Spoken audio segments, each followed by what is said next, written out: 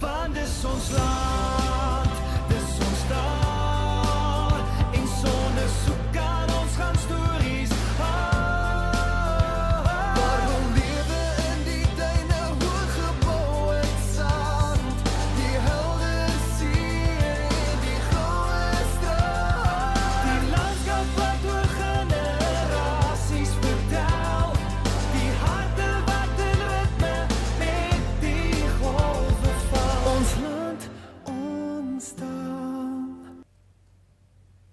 Goeiedag, liewe lesers en Facebook-vriende. Baie dankie dat julle weer eens ingeskakel is by Kletskompas. Vandag natuurlik donderdag die 2de Desember. Nou ja, met die aankondiging van die nuwe variant Omicron is die toerismebedryf in Namibië opnuut 'n baie gevoelige slag toegedien toe die wêreld se grense van Namibië toegeklap het. Om daaroor te gesels en ook oor ander kwessies, Jo-Maré Duddy wat dan 'n gesprek het met Gitta Paetzold. Gitta is natuurlik die uitvoerende hoof van die Gasvryheidsvereniging van Namibië. En Jo-Maré is ons sake-redakteur hier by Republikein. En net hierna skuif ek oor na die nuusstoel toe waar Henriette Lamprecht saam met my na die belangrikste berigte in vandag se koerant gaan kyk. Bly dan ingeskakel.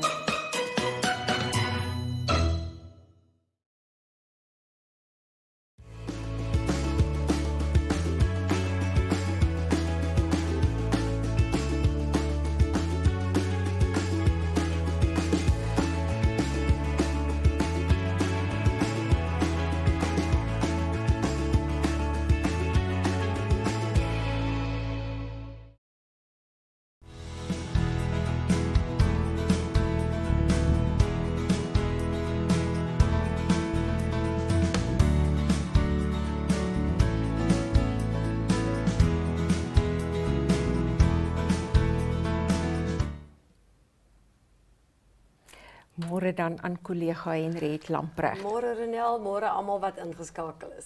Henriette, ons gaan net vinnig voordat ons die koerant bespreek, kyk na daai dele wat afgebrand het. Hierdie spesifieke video wys 'n gebied tussen Steinhausen en Omitara. So. Ja, dit is absoluut verwoestend. Tanya Balse, ons kollega, is op die oomblik ook daar om met boere te gaan gesels en te kyk hoe dit op die grond daar gaan. Henriette, jy sal sien, daai twee geel dele is die twee verskillende brande hier noordoos van Windhoek. Die een het natuurlik verlede Dinsdag ontstaan by Osirikari, daar by die Osonna weermagbasis. Ja. Toe het hy daar oor of die Totto verbygebrand, daar in die rigting van Midgard. Verskeie gasteplase, jy weet, plase met groot en bekende lodges wat deurgeloop het, Midgard self ook, en hy trek nou al by Ongombo Wes. En die ander een brand dan daar in die gebied tussen Steinhausen en Omitara. En hy brand, sy wyte is 40 kilometer. Dit is verskriklik. Dis enorm, weet jy, dit is enorm. Ons het vanoggend al 'n video opgelaai op Facebook, maar 'n leser wat dan laat weet het, of 'n boer uit daai omgewing, hy sê dit is 'n absolute ramp. En dat die twee brande nou by mekaar kan Dit lyk uitkom, my, ja, dit lyk my hulle is vinnig op op pad pad na mekaar toe. Oh, dit is... Maar sê eers my, wat dink jy van Chelsea Shikongo se lieflike Dis verskriklik mooi, Ronel. Ek het nou sit en lees, sy kom van Walvisbaai af. En as mens nou die die rede van hoekom al hierdie pink, dis die pink soutpanne en die flaminke en jy sien dit absoluut in die hele prentjie en dit is so mooi afgeneem ook by die soutpanne. Ja, dis vir my beautiful. En dan daai die haar hoed, daai tipiese bamboe tekstiel, tekstiel om haar herkoms uit te beeld. Dis pragtig. Dis vir my absolute kunswerk. En die meer vir 'n heelal kompetisie wat dan volgende Saterdag plaasvind. Die 12de in Israel, In Israel. Nou ja, jou storie, eksamenbedrog van 32 vraestelle wat gesteel is, uitgelek het. Dit is 'n groot terugslag ek dink vir baie ma's, want die ma skryf gewoonlik saam met die kinders eksamen. Dit beteken ons het nou vroeër berig dat die vakansie is vervroeg. Dit is al 32 vraestelle, dit is basies omtrent alles. Wat hulle nou aanhou sou skryf tot die 16de, 17de wat die skool sou sluit. Nou beteken dit die skool sluit, want hulle wil daai geld vir koshuise en goed wat oop was, wil nou gebruik vir voorbereidingswerk. Hierdie vraestelle, ons weet nog nie wanneer dit geskryf word nie, maar dit moet volgende jaar, Januarie of Februarie. Nou daar's verrykende gevolge vir dit, want dit beteken die uitslae vir kinders wat wil gaan studeer, weet hulle nou geen idee wanneer dit uitkom nie. Wanneer kan hulle universiteit toe gaan? Kinders wat in daai advanced level, IS level, gevorderde vlak, so toe moet gaan, hulle moet ons nou op grond van hierdie jaar se uitslae, wat nou ook weer oor staan. So jy weet nie hoeveel kinders is in daai vlak nie, So, en daar's 10 persone is nou al in hegtenis geneem en 3 kriminele klagte wat nou gelê is. Weet jy, my hart bloei regtig vir daai kinders of daai jong mense wat nou nie eintlik 'n Kersvakansie gaan hê nie, want dit hang nou hier bo jou kop, hierdie swaard van opnuut gaan sit en vraestelle skryf. En jy moet nou gaan leer. Jy kan nou stukken maar vakansie hou, maar dan die gevolge dra, jy's doodreg. Ja, dis nie lekker nie. En jy weet, Henriette, wat my bekommer is die integriteit van hierdie eksamen. So die ministerie moet dit nou baie reg bestuur, dat die kwalifikasie nie later bevraagteken word. Dit is die ding, dis hoekom hulle al hierdie goed doen, want daar was ook ouers wat gesê het, dit is te ekstreem, maar dit gaan jy, soos jy nou reg gesê het, oor daai integriteit van die eksamen. Ons moet dit beskerm. Ja. Dan het Alvera Hatting 'n baie lekker storie gedoen oor die houtskoolbedryf, waarin 'n syndikaat bedrywig is Henriette wat aan die een kant kopers en dan ook boere wat houtskoolprodusente is en houtskool produseer inloop. Hulle doen hulle voor as tipe van 'n middelman of 'n koppelaar tussen die kopers en die produsente en dan word daar depositos betaal, maar die produk word nooit gelewer nie. En hulle steek hierdie depositos in hulle sak en die bewering is dat die groot somme geld het op hierdie manier beloop al miljoene. En daar is dan 'n man al in hegtenis geneem daarvoor, maar hy word elke keer net weer op borg. Ek sien hy het 'n hele paar bedrogklagte teen hom, 27. Ja. Maar Elvira wat dan die berig vir ons gaan opvolg, so ons is nogal opgewonde daaroor om te sê. Oor wat sy sê haar telefoon hou nie op lei nie. Na die berig verskyn het nie.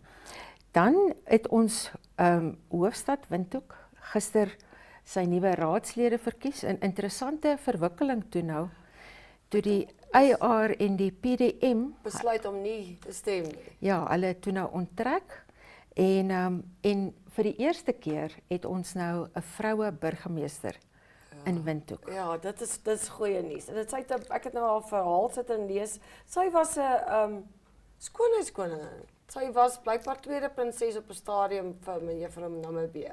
Ja, ons is nou nie seker, ek en jy het nou getwyfel, is sy Shadai of hoe spreek? Wat het jy gesê? Saidi. Want ek is nou nie seker hoe spreek 'n mens haar naam uit. Mevrou of Governas se naam uit nie, maar sy dan natuurlik van die LPM. En gister was dit wêreld vigsdag gewees En interessante statistiek weer wat gedeel is. Ja, Ronel, Namibië doen regtig baie goeie werk, ten spyte van COVID-19 wat nou 'n beperking geplaas het op toegang tot HIV-vigsdienste. 8,3% van ons Namibiese bevolking is positief, wat nou baie klink, maar daarvan is 93% van daai volwassenes wat positief is en meer as 80% van kinders gebruik antiretrovirale middels. So hulle is klaar besig met behandeling en Namibië is een van die lande in die wêreld wat ons hierdie jaar besluit om baie sterk te fokus op kinders wat HIV positief is. Wat hulle 'n nuwe middel wat ek nie kan uitspreek nie, maar wat hulle invoer wat die beste ARV medikasie in die wêreld is wat hulle nou vir ons kinders gee. So ons doen eintlik baie goed op daai vlak. Wat ek opgemerk het, Henriette, en jy het ook daaroor geskryf, uit die opmerkings en die toesprake en so wat gister geneem is, of gelewer is die terugslag eintlik wat die program beleef het as gevolg van COVID. Ja, want as mens net dink aan die inperkings wat daar was, goed was toe. Met ander woorde, mense het nie na klinieke toe gaan nie. Hulle was kos begin maar daar. Jy moet elke maand gaan om jou ARV's te gaan optel. Nou gaan jy nie want of die kliniek is toe of daar's inperkings, jy mag nie rondbeweeg nie. Ja, so dit was nog al 'n terugslag en dit is steeds. En jy sal nou weet, maar is dit nie so dat as jy die middels verkeerd gebruik, dan bou jy weerstand op nie, nê? Sjoe, nee, daar kan ek my nou nie uitlaat nie, ek weet nie. Maar jy moet dit reg gebruik, anders gaan dit nie jou nie glad nie help nie. Jy is reg daarop, ja. En dan die tweede berig op bladsy 3, die hofaansoek waarin Thomas Florin dan nou gevra het dat hy vrygelaat word met onmiddellike kwytskelding van sy vonnis. Hy dien nou al, want hy is in Desember 1999 gevonnis en ek onthou dit so goed, want ek het die verhoor bygewoon op Swakopmund. So ek was daar die dag toe hy gevonnis is en ek onthou... Dit is een van daai goed in jou, ons ouer joernaliste, wat jy kan sê as jy met mekaar praat, waar was jy die dag toe hierdie ding begin het en dit uitgekom het van hierdie man met sy vrou dat bewering gekook het, ja. Yes, dit was, weet jy, ons het in die land aangekom, in Namibië aangekom uit Suid-Afrika uit, in Junie 1998. En dit was presies daai tyd, daai maand wat dit gebeur het. So ek onthou eintlik al daai gebeure verskriklik goed. Ek onthou die getuienis wat in die hof gelewer is, baie goed. Maar ja, Florin, wat dan nou aanvoer, hy is gerehabiliteer, hy is glad nie meer 'n gevaar vir die samelewing nie, en hy het dan ook getuienis is voorgelê in die vorm van sy besoeke aan die sielkundige Manfred Janik, wat getuig het oor hoeveel kursusse, verskillende Christelike kursusse en Bybelstudiekursusse hy al gedoen het. En hy is ook 'n tipe van 'n beraader, lyk dit my. En so, ja, hy voer aan, hy het sy lewe omgekeer en hy wil dan nou vrygelaat word om terug te keer Duitsland toe. Want sy kinders is daar, nie? Sy kinders, sy familie is daar. Ja, en sy ma raak ouer en sy sieklik en hy wil tyd saam met haar deurbring. Hy gaan nou eers volgende jaar weet, nie Ronel. Ja, die 25 Februarie is daai uitspraak. Nou ja, ek dink nie ons gaan tyd hê vir enigiets anders nie. So baie dankie, Henriette. Ronel. Bly dan ingeskakel vir daai onderhoud met Gitta Paetzold.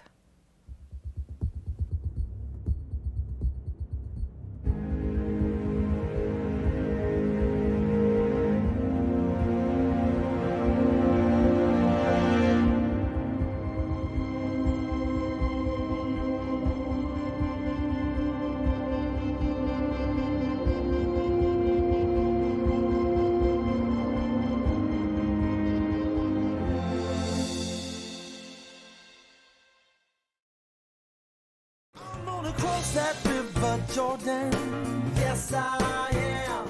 I'm gonna leave my heart wide open, yes I am. Let me tell you, baby, yes I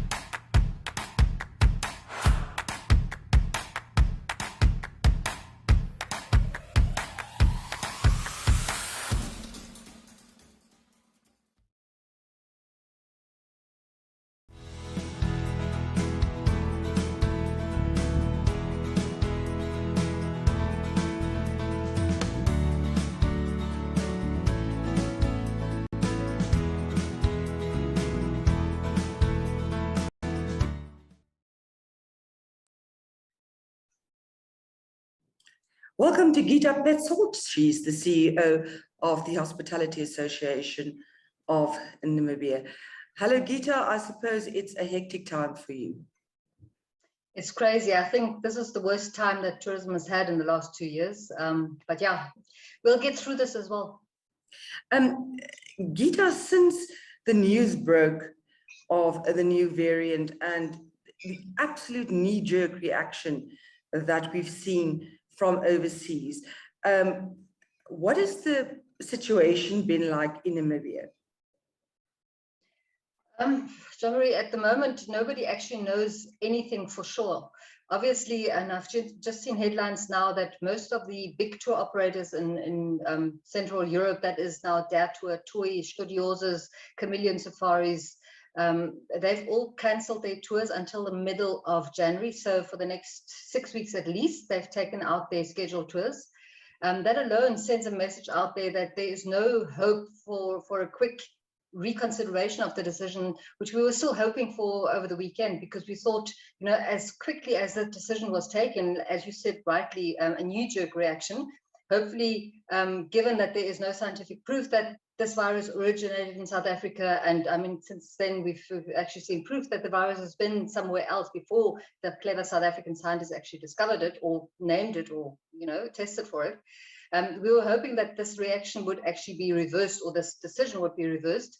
But today, most of the tour operators said, and you know, this is the problem, to build up tourism and to actually schedule tours and to sell them takes some time. You know, in the olden days, we talked about the chain that takes 18 months before we can actually see tourists step on the ground here in Namibia. That has been shortened, thankfully enough, over the last 2 years. So we did have immense bookings, and the appetite for Southern Africa has been huge. I spoke to a tour operator as early or as late as last week on Thursday, who claims that for December, January, his bookings were looking 200% up on 2019.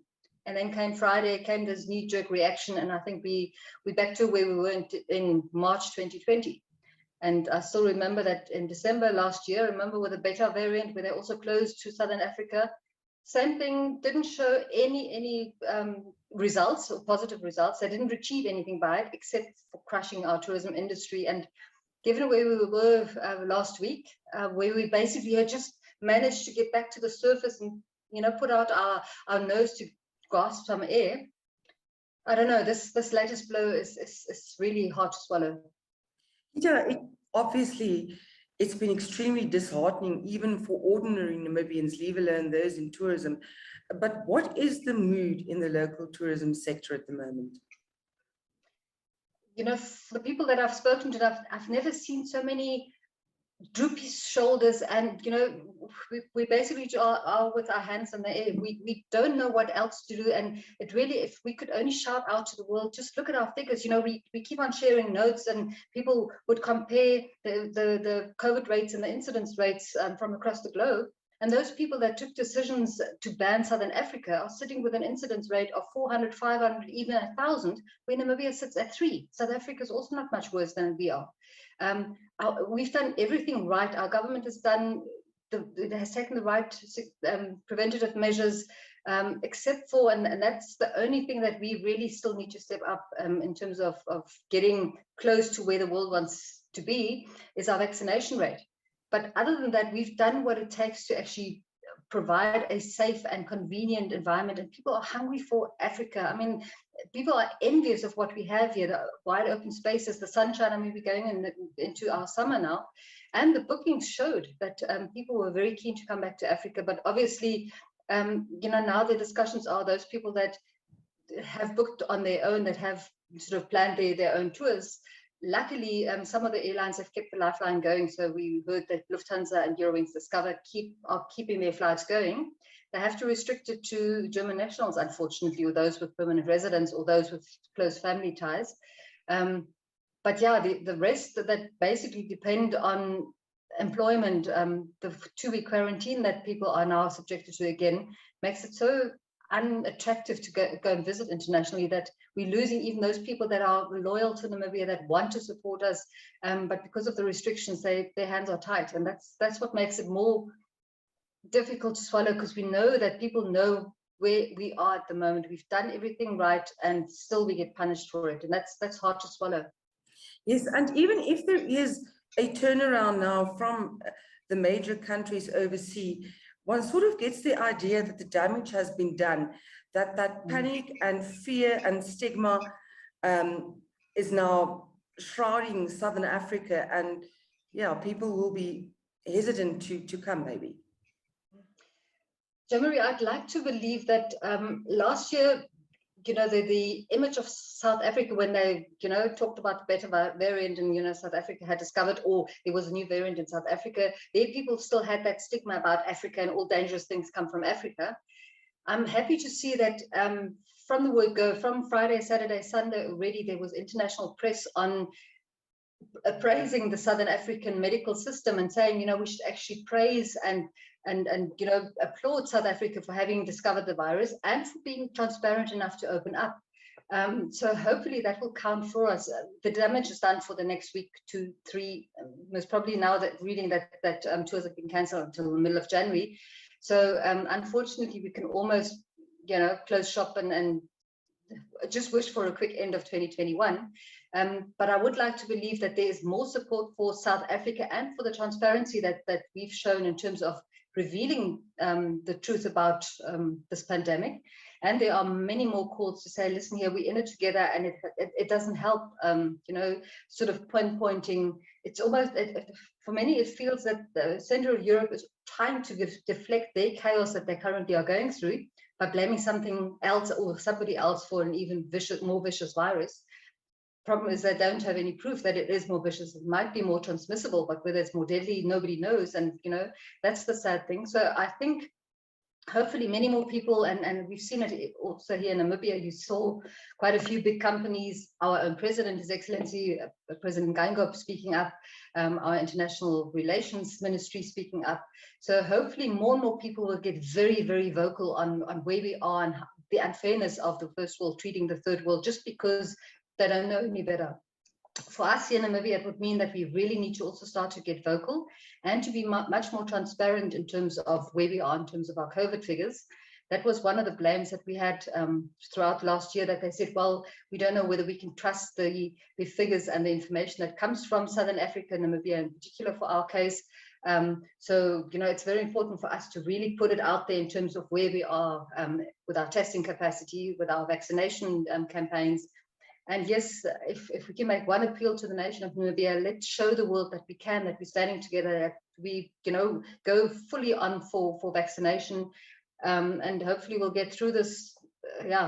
Some of them I think don't, but will not get through this because this blow is hard. And it comes at a time where everybody was they were on their backs already. They've been living on borrowed money, which they were hoping to recuperate now with good bookings that were on the cards. We had a book full of positive bookings. That's all been scrapped at the moment. Gitta, what at this stage is your message to the tourism industry? It's difficult because we said we'll get through this, and last year I remember we said, please, if we can't get our borders open in September, we might not make it, and we did make it. There were the December closures again, and we did make that session as well. We've had our ups and downs. Then came our tourism high season, and we were hopeful that the international community would visit us. And then Namibia slipped into its worst COVID state. And remember the June and July phase. We've overcome that crisis as well. And things were looking so up. So I feel that, let's just not give up mood. It's difficult at a time where I see that many people don't. It's like they're out of breath at the moment. Not because of the COVID virus, but because of the desperation and because of to us, it's almost unbelievable how quickly an inconsiderate knee-jerk reaction of somebody else who hasn't maybe even been to this part of the world can crush us all. So the mood is very, very somber. It's depressing, and to go into the festive season with that kind of mood is difficult. But Namibia has shown resilience. Let's just pull through this one as well. If we can do it together, and let's shout out to all our friends out there, because I do know that Namibia has a lot of friends. Hopefully they will help us shout out the message that Namibia is the place to be, to escape the lockdowns. Europe is going to lockdown. Everybody talks about it. We've got the space. We've got the atmosphere at the moment here. So don't listen. I would almost want to say don't listen to the international travel bans, because it's not true. Let's show them what the truth is. That's all we can say. Gitta, thank you very much for your time. We know that you're extremely busy at the moment, and we wish you only the best in your endeavors, and to our tourism industry in general. We are the land of the brave, and we'll support as far as we can. Thank you. Thank you very much. All the best. Thanks.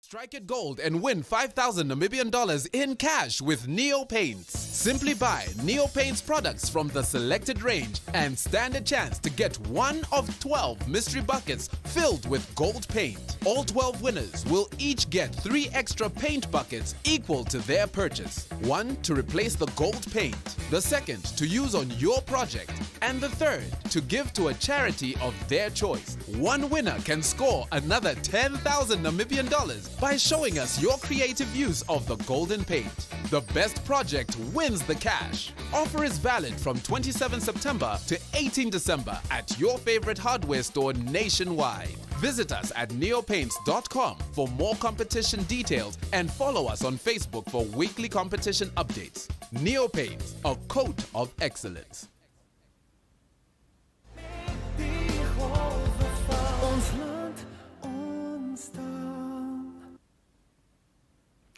Dit bring ons aan die einde van vandag se program.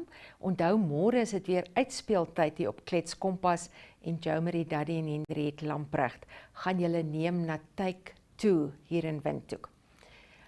Nou ja, totsiens dan tot môre en onthou 11:00 laat julle weer inskakel. Totsiens.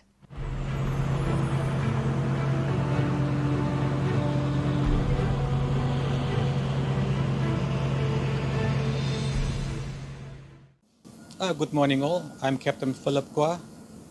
I'm the master of the AMB3. We have got the name, but it will be revealed next year.